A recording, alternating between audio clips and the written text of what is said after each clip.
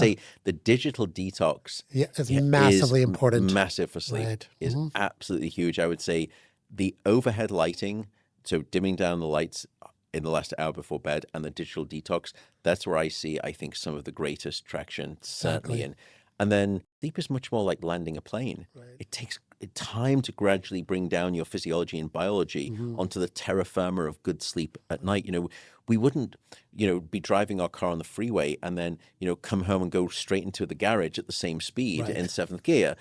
What we do is we gradually, ratchet down the gears and we gradually bring it down into the garage.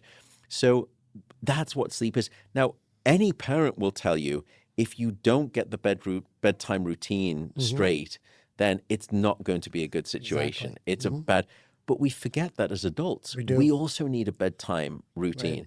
Now, that can be listening to a sleep story. It can be doing a meditation. It can do breath work. You can take a hot bath or a shower. You can do gentle stretching. You can listen to an audiobook. I don't mind whatever it is, but the goal is to try to disengage you and bring you back down. In the modern world, we are constantly on reception, and very rarely do we do reflection.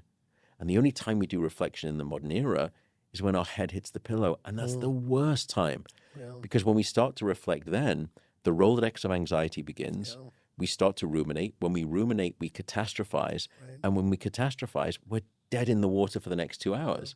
Because to me, at least, everything seems twice as bad in the dark of night than it does in the light of day. Exactly. And so I think you've got to, when people say I struggle with sleep, and it's not to do with pain or a principal sleep disorder, the reason that they're struggling with sleep is that they can't get their mind off itself. And almost every one of those things, breath work, meditation, sleep stories, listening to a podcast, almost all of them are about getting your mind off itself